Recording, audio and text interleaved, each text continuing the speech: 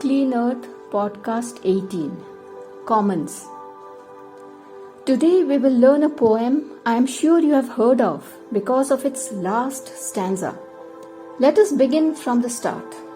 The poem's name is Stopping by Woods on a Snowy Evening by Robert Frost. Excuse me, can we localize it? Bring it close to the tropical experience? I have never seen snow except in movies. And please, let's not do forests.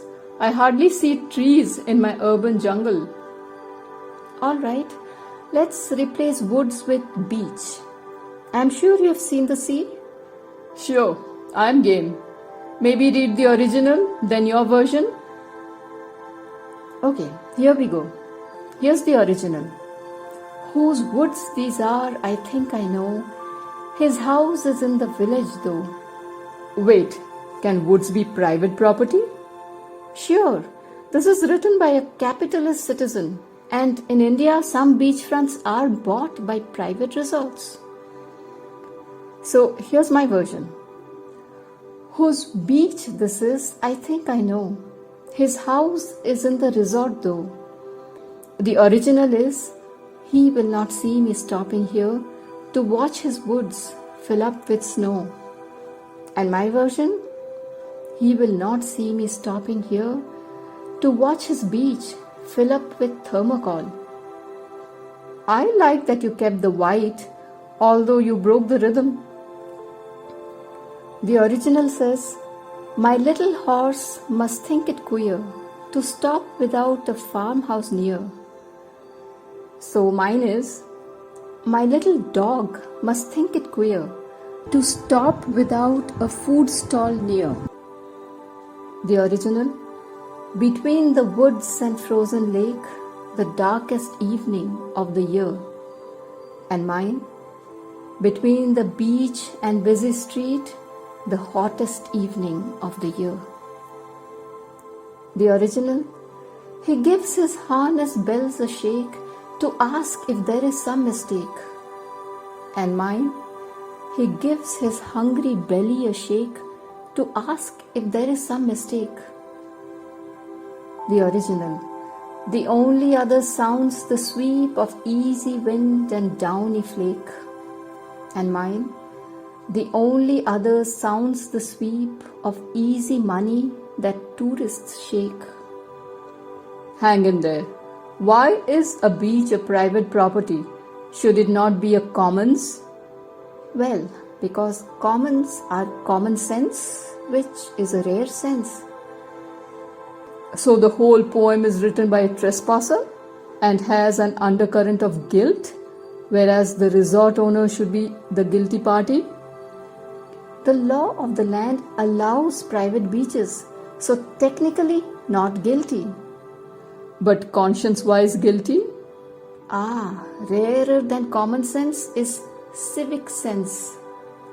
Otherwise, do you think people would throw things all around the place? More so in someone else's house? Some place that is not their own? Guests don't behave like that.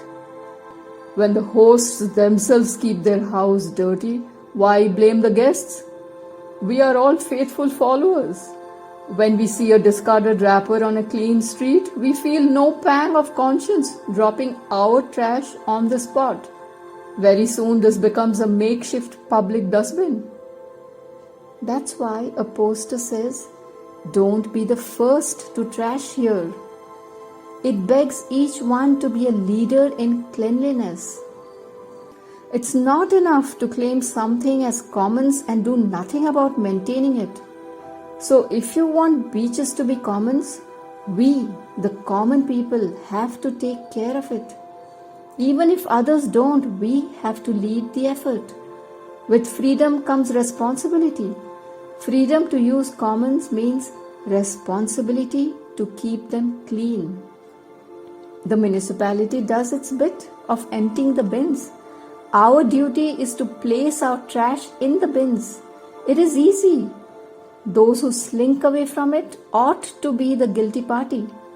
Just like in a resort, the owner makes sure the property is clean. He makes sure he's paid for it by the tourists who are stopping by the resort on a tropical evening. As for the rest of the public, he denies them access to the sea. That, I would say, is criminal.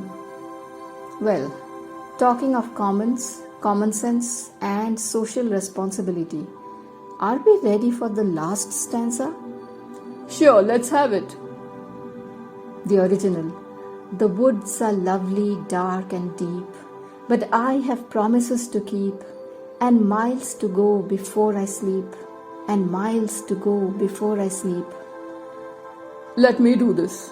The seas are lovely, dark, and deep, but we have promises to keep, and miles to go before we sleep, and miles to go before we sleep. Now let me recite it from start to finish with subtle touches added to it. Whose beach this is, I think I know. It belongs to all creatures though. They will not see me stopping here to clean the beach and make it glow. My little dog must think it queer to stop without a food stall near. Between the beach and busy street, the hottest evening of the year. He gives his hungry belly a shake to ask if there is some mistake. He sees me attack the refuse heap and clear it out for the common sake. The seas are lovely, dark and deep, but we have promises to keep, and miles to go before we sleep, and miles to go before we sleep.